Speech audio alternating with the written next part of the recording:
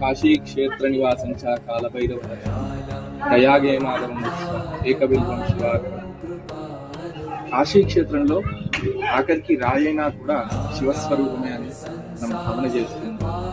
అక్కడ హరహర హర అనుకుంటూ ఏ యొక్క రాయి పైన కూడా మనం ఇన్ని నీళ్లు పోస్తే అది ఆ మహాదేవుడికే చెందుతుందని చెప్పేసి మన భావన. మరి ఆ మహాక్షేత్రంలో, ఆ కాశీ క్షేత్రంలో మహోన్నతమైనటువంటి రోజు మహాశివరాత్రి రోజు ఈ యొక్క సంకల్పం వారి చేత మన పాపాలన్నీ కూడా తొలగిపోయి మనకు ఏ విధమైనటువంటి కష్టం ఉన్నా కూడా, మనకు ఏ ఇబ్బందులన్నా కూడా పోవడానికి మహోన్నతమైనటువంటి కార్యక్రమాన్ని మహన్యాసపూర్వకంగా ఏకాదశి రుద్రాభిషేకం, అదేవిధంగా రుద్రచండీ హోమాలతో పాటు కాలభైరవ హోమం, ఎట్లాంటి ఆపదలున్నా కూడా పోవడానికి కార్యక్రమాలన్నీ కూడా వాళ్ళు చేపడుతూ ఉన్నారు.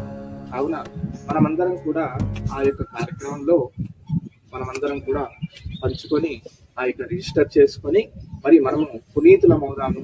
ఆ యొక్క విశ్వనాథుని యొక్క దర్శనం చేసుకొని మరి ఆ స్వామివారి యొక్క మహాభాగ్యాన్ని పొందుదామని చెప్పేసి నేను ఈ ద్వారా తెలియజేస్తున్నాను. హర నమ పార్వతీ పతయే హర హర మహాదేవ.